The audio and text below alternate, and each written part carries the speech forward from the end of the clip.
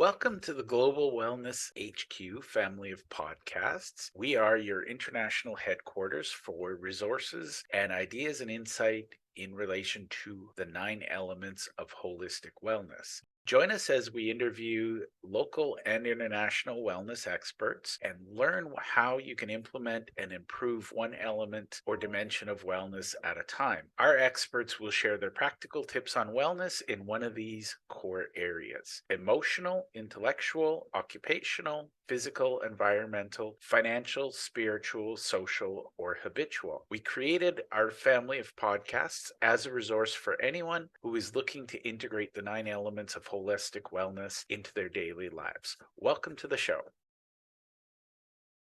Hi, everyone. Welcome to the show. I'm really excited. I have my new friend, Scott Hartley, with me. Scott, why don't you introduce yourself and tell my audience a little bit about the amazing things you do around Hit the Inbox?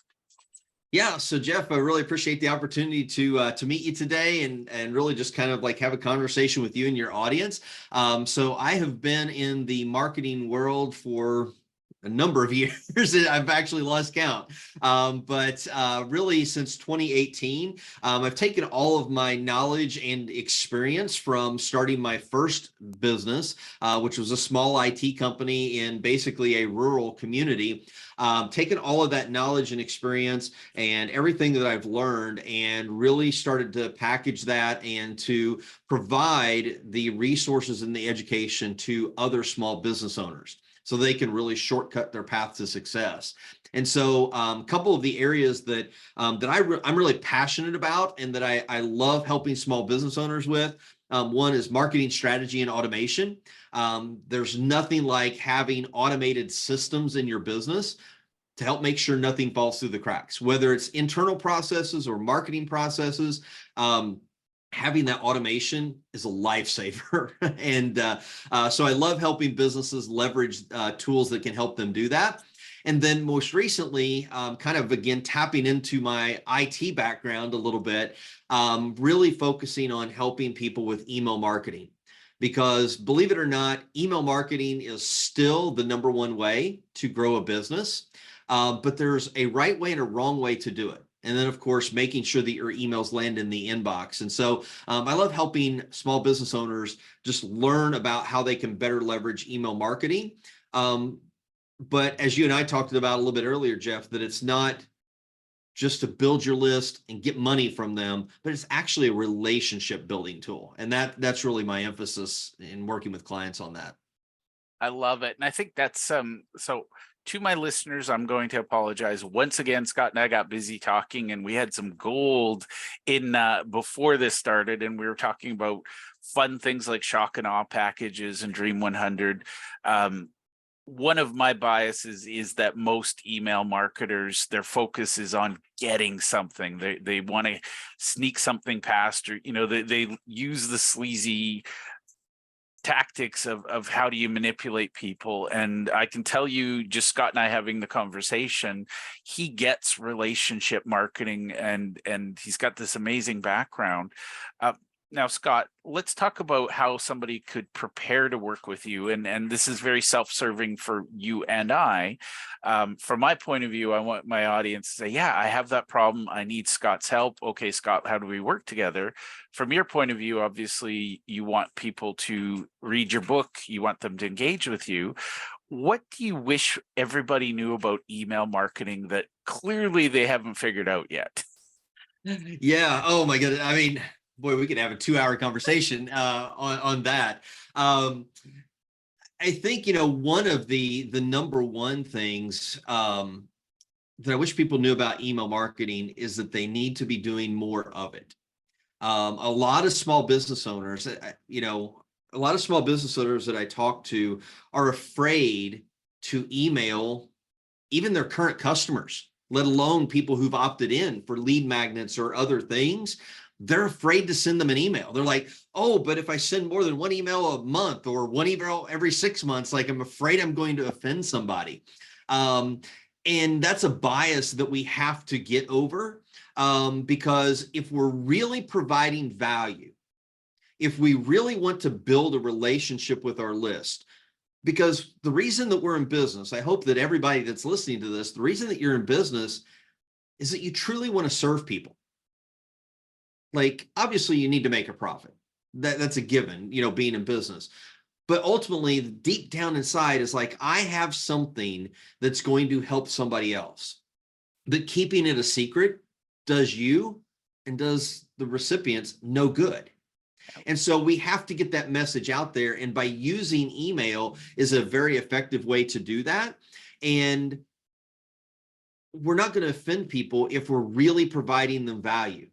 They will want to hear from us. So I have several people that I get emails from every single day, even on Sundays. They email Monday or Sunday through Saturday.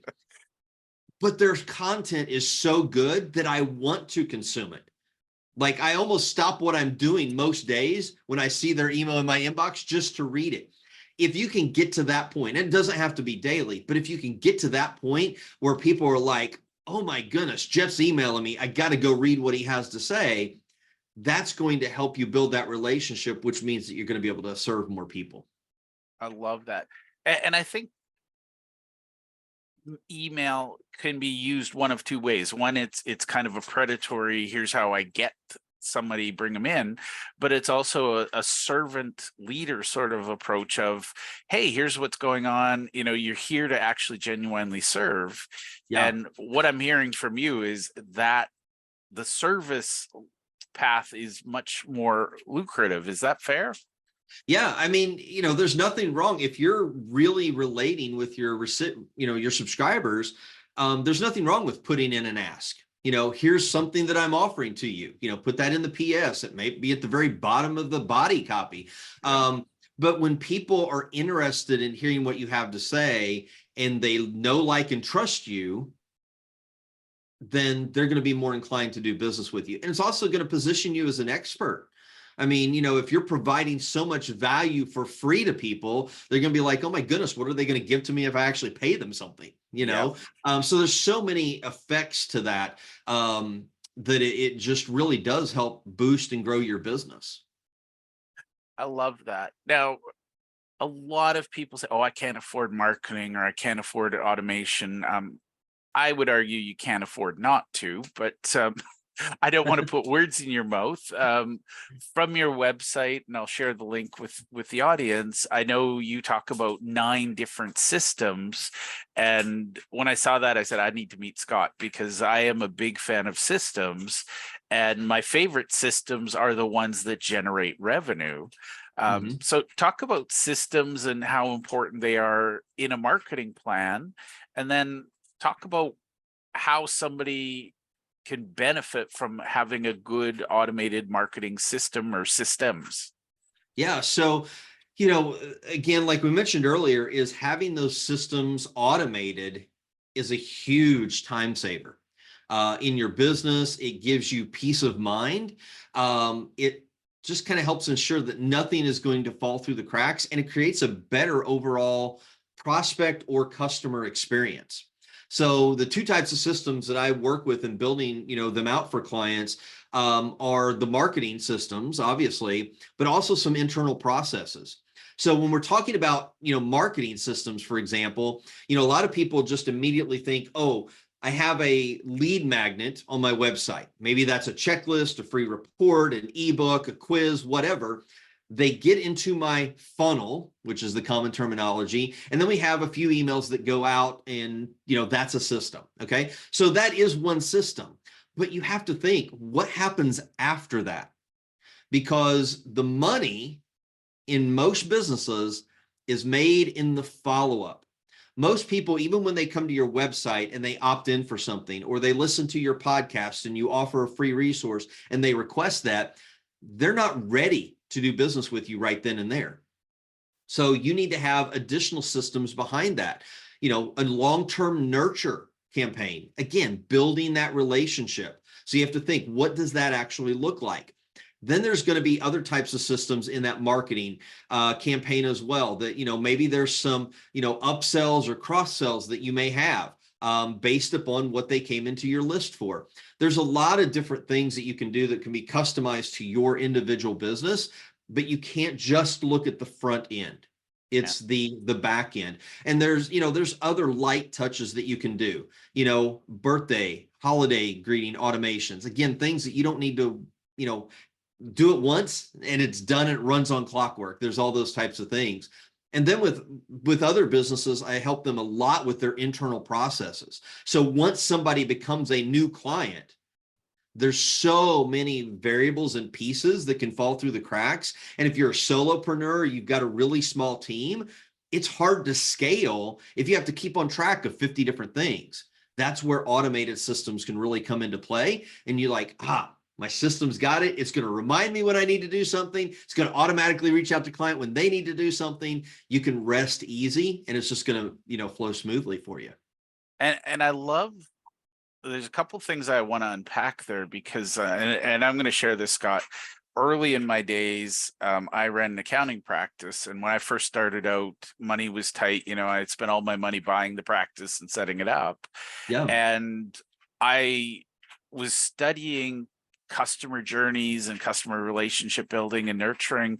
And I had somebody say, oh, you should send out these packages to your clients and, it'll be $100 for the package. And I went, ooh. And I was a little reluctant at first because, it was like, okay, do I pay my rent or do I buy these packages? But I was hesitant and I thought, I'm going to start a little smaller. And I just started with a greeting card. And it was amazing because those greeting cards to my existing clients, they all came back and said, oh my God, nobody's ever sent me a thank you card for my business. And they started doing referrals and introductions. And when I looked at it, I want your opinion on this. I looked at the cost of acquiring a new customer through traditional marketing.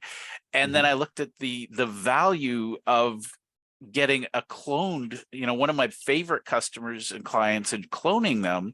And I realized that $100 investment was a no-brainer because, for me at the time, a client was worth about $2,000 a year, and a typical client would stay with you for 10 years. Yeah. And why wouldn't I spend $100 a year to say thank you? So my question in all of that is, in your experience, what's the relative cost of attracting a brand new cold customer versus warming up an existing customer and getting referrals from them? Because I know you talk about referral systems. Yeah. Yeah. I mean, you've got to leverage the power of referrals in your business. Again, that comes with so much trust and credibility. I mean, if you recommend, Jeff, that I do business with somebody, I'm going to have a higher likelihood of doing that, even though I don't know that person, just because you've made that recommendation and I have trust and faith in you. And, so when you've got current clients and whatever that dollar amount is, if it's $50, $100, $1,000, for you to spend to really bolster the relationship with your existing clients so that they will refer business to you, become advocates for you, that's significantly cheaper than going out and getting cold clients. I mean, the cost of advertising, social media advertising, it can get pretty expensive, especially if you don't have all of the systems behind that are properly working. That you're basically throwing money away. People who don't know you, who don't like you, who don't trust you because they don't know you, it's harder to convince them. So you're going to have to show up more times to prove, hey, I'm trustworthy. Hey, I'm credible. I'm the expert here. And every single time that you have to show up costs you more money. And so anytime that you can leverage existing relationships, it's infinitely cheaper. Doesn't mean to not do, cold outreach. We all need to do that, but you can definitely minimize the need for that if you've got a great referral system in place from your existing customers. Well, and I think I see a lot of, I don't know if I want to call them solopreneurs or micro businesses. They buy into this, oh, I got to be on social media. I have to do, I have to be on every platform. And, I actually have one accountant who was trying to figure out how to learn how to dance to go on TikTok. And I'm like, please don't. Right. But I think everybody's trying to be something they're not. And Yeah. my gut tells me that the stuff you work on and the automation, it's about telling a story and about sharing who you actually are not who you wish people would like to see you as. But one of the things I see with small businesses is if they had a good system, the clients would just come to them. They don't need to get out into the world, and for the record, I don't believe that any local business wants to do cold calling or cold emailing. Right. If they get the nurturing and the referrals down pat, that's enough to get most of them from the startup phase to, they're financially secure enough, then they can hire people to do the things. So that's my little bias. I love the fact that you talk about referral systems, because again, one of my little pet peeves, and I won't name names because I don't want the big 5 marketing companies to step on my head, but they convince you that the more money you spend, the better your life is. What they don't tell you is that, let's say you run a campaign and you get 10,000 people who click through, you still have to figure out how to nurture 10,000 clicks. Yeah. And if you don't have a system to nurture them, or an email sequence or a pipeline or a funnel, you're burning your 10,000 clicks, and then you got to pay the money to get another 10,000. You burn it. There's a cost because you have to waste time with your sales team. You have to waste time with marketing. So somebody who's bought into that world of buying clicks on platforms, how does email help that? So, again, everybody's focused on these large numbers, so I love the fact, it's like, oh, I can do all this marketing. I'm going to get lots of leads. One of the toughest conversations that I have with people around their email marketing is you need to prune your list. Yep. There's a lot of people, and sadly, this is the case in the podcast world, but there are some people who won't let you on their podcast unless you've got 5,000 people on your list. Yep. Or 10,000 people, whatever that number is. With the new Google and Yahoo mandates, I think that in the coming months, we'll see that change.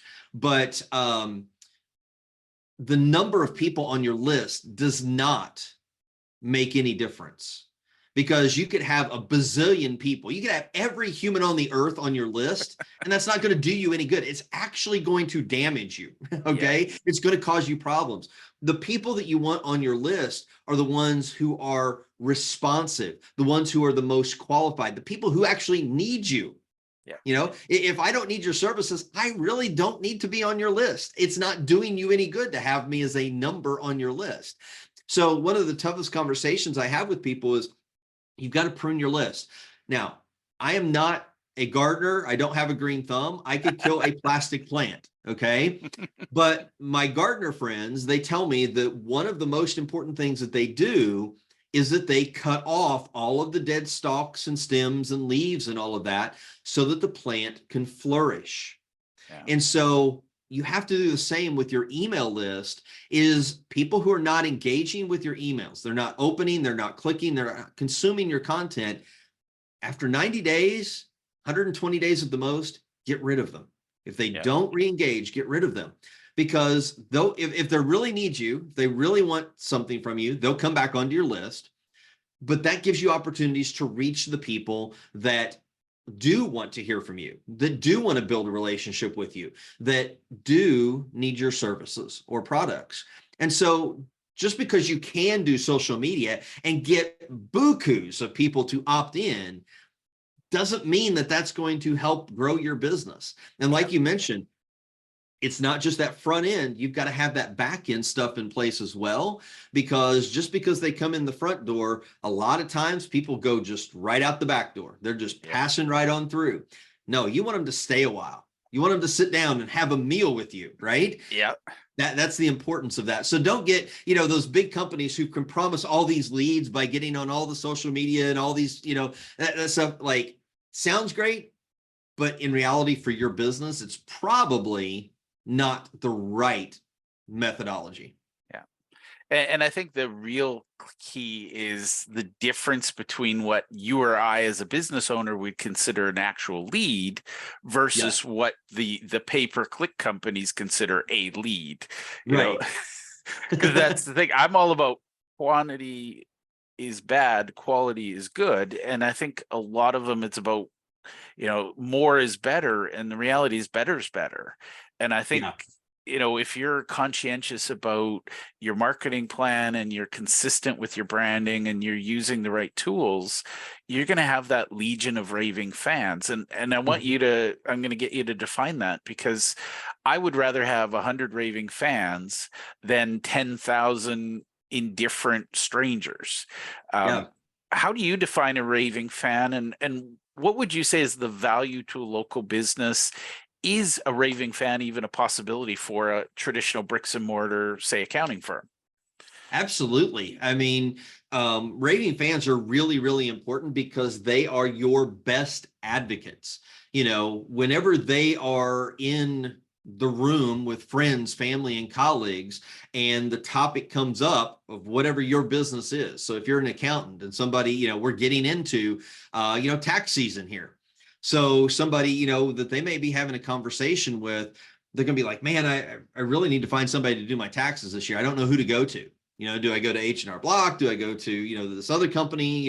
Where do I go? That raving fan, again, that's a referral. If they've had an amazing experience with you, if you've gone above and beyond, it doesn't take much to go above and beyond, but if they can show that you're trustworthy, they're going to be like, you know what? Here's my accountant. You need to go talk to him or her. Yeah. And they're going to be sending you business. And again, like you mentioned a while ago, that client could be worth thousands of dollars over a long period of time. And you really didn't pay anything for it, especially if it came from a raving fan, because the first things when somebody says whatever it is that you do, the first thing that comes to their mind is like, oh, I need to mention, and I've got to tell them about so-and-so. Like, you can't get anything better than that. On the flip side, we all know that this is true.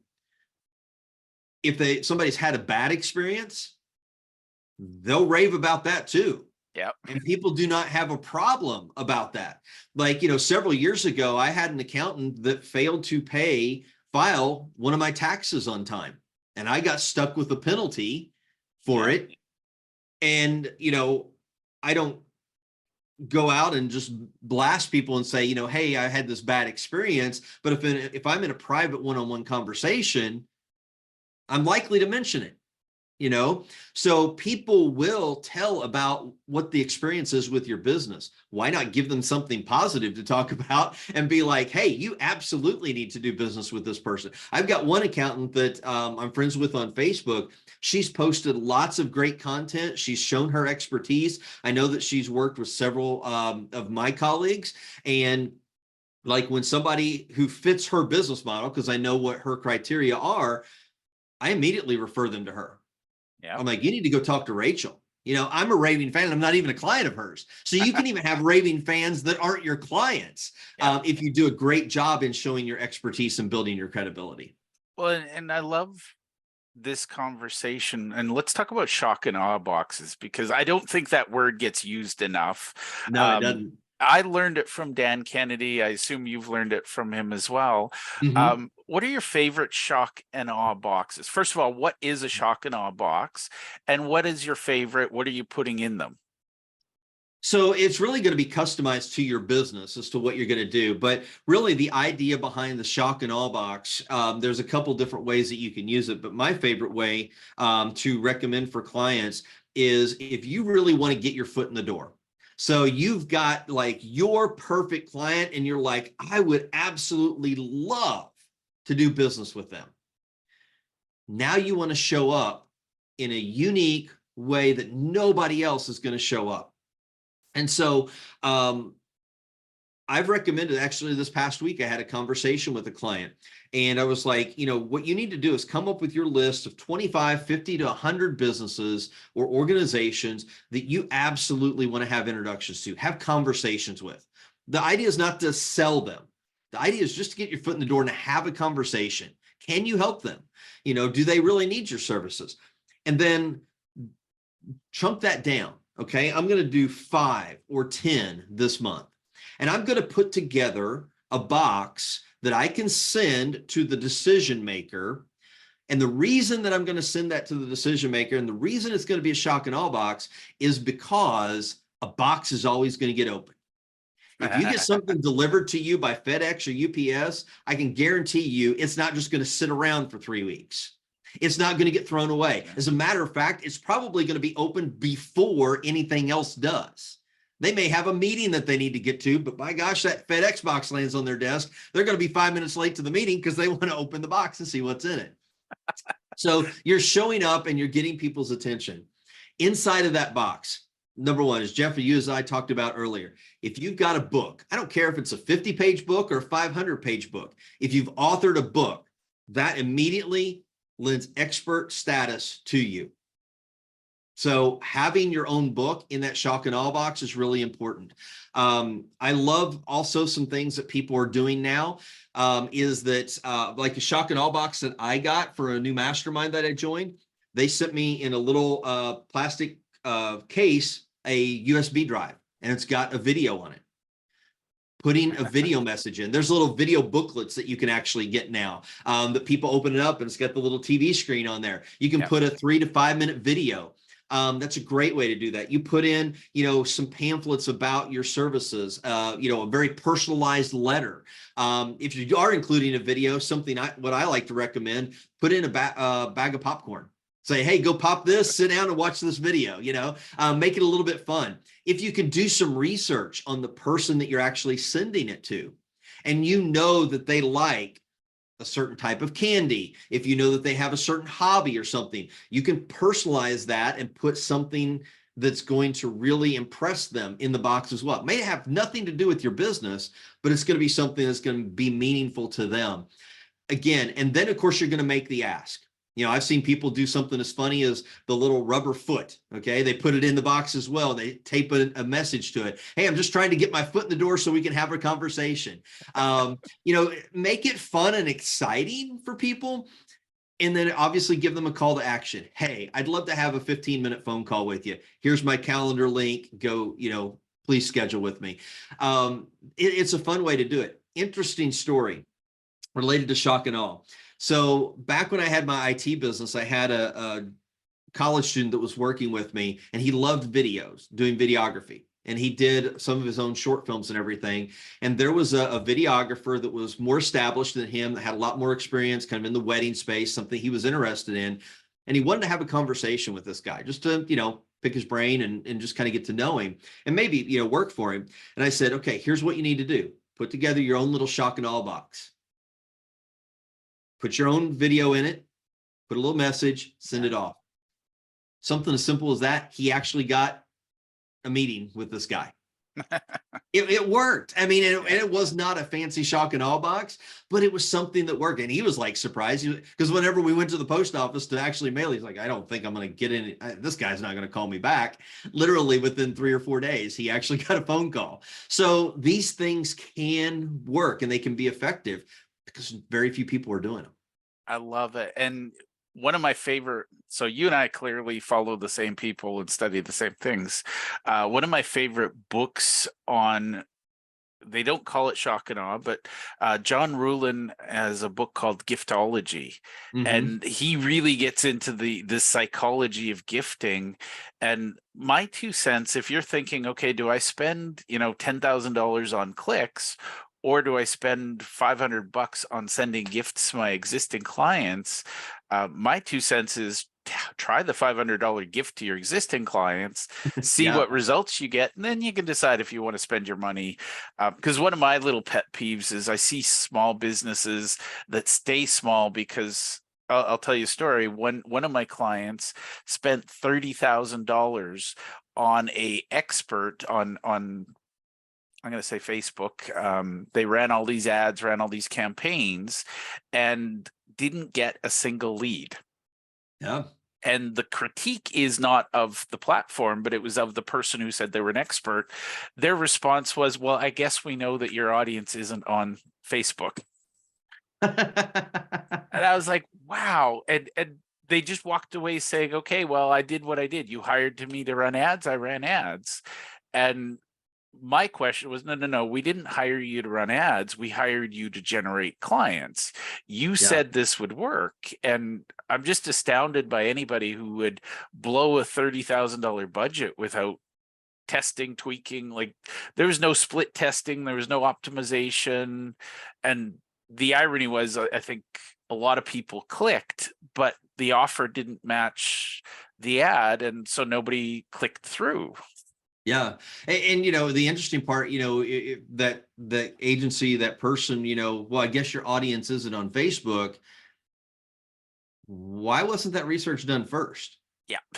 I mean, as well as I do, from Dan Kennedy, that it's market, message, then media, Yeah. in that order.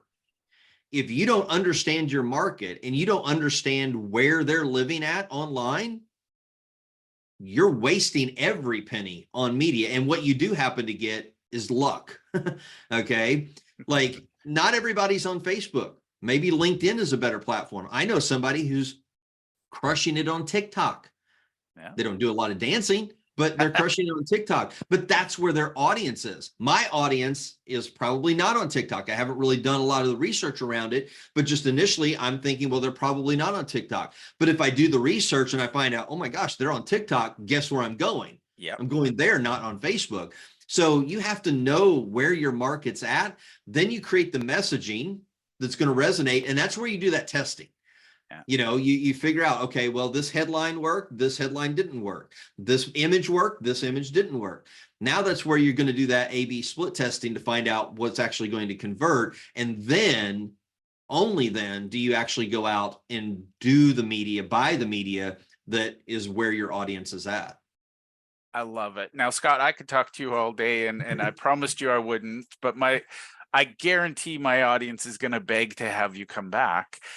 If somebody wants to work with you, what does that look like? How do they get in touch with you? How do they join the brilliance? And I want to hear your thoughts, and I have a thought I'm going to share. But first, how do people get a hold of you? So the best way is, if you would like a copy of my book, hittheinboxbook.com. You can go there and request your digital copy. I recommend that you actually purchase the physical book, because I prefer physical books. I can mark them up and everything. Digital versions, they get downloaded and then you forget where you saved it at on your computer. But if you want the digital copy, you can get it, but you can also upgrade to the physical book there, but at hittheinboxbook.com. If you want to know the 4 steps, the 4 fundamentals to get your emails landing in the inbox, that'll teach you everything that you need to know in 76 pages. Had one guy say that he read it while he was taking a hot bubble bath. So, it was great bath time read for him. Then the second way is, if you want to get in touch with me about automation services, masterplan, the number 4, success.com, masterplan4success.com. Have a complimentary strategy call that you can apply for, and happy to have a conversation with you there as well. Awesome. And my 2 cents, connect with Scott on LinkedIn as well. I'll have all these links in the notes. My 2 cents, Scott, is if people want to know what you do and how you do it, I think this is one of those cases where I'm going to say, voluntarily enter Scott's world through one of his funnels and see what he does, because I've already gone to masterplan4success.com. I've signed up for a video and it is very well done. So if you want to sample what Scott does, don't waste his time saying, Scott, what do you do? Actually go check it out and see what Scott does. Now I'm going to shout out to Nancy Zare, who connected Scott and I, and we both Absolutely. respect and admire her enough that when she said meet, we agreed to meet. So thank you, Nancy. I'm going to just shamelessly plug Nancy for a second and say, once you've got your email or your marketing where you're getting those inbound people, I'm going to say you need to talk to Nancy to make sure you're turning those leads into prospects, into clients. Scott, is there something I should have asked you that I haven't? I don't think so. We've covered a lot of ground here today, a lot of different subtopics of marketing. So I'm sure that somebody's walked away with at least one nugget that they can take and apply. The biggest thing that I encourage people when you're listening to podcasts is find that one thing that you can immediately apply. If you're just consuming podcasts, it's not really going to do you any good. Like, Yeah. find the one thing that you're going to take action on this next week, based upon the podcasts that you've listened to. So that's what I would encourage. Awesome. Thank you, Scott. And as a shameless plug, share in the comments of the video what your big takeaway was and come back and tell us how it went, because we'll be engaging, I will be engaging, and we want to know what people are actually going, oh my God, that's genius, because I know what I love from the conversation. Share below what you loved and what action is going to come of it, because as Scott said, consuming podcasts to consume a podcast, you're not enhancing your life in any way. So how can you improve your life through what Scott and I just discussed? So Scott, thank you for being on the show. Absolutely. Thank you, Jeff. Appreciate it. Thank you for taking the time to listen to our show. We hope that you enjoyed this episode, and we invite you to either click the link below or scan the QR code to register and listen to other episodes of our podcast. Or if you think your business or you would be a great guest to be on our show, we're always looking for experts in one of the 9 elements of holistic wellness. We'd love to have you. You can either click the link below or you can scan the QR code and complete our speaker intake form. Thank you, and to your wellness.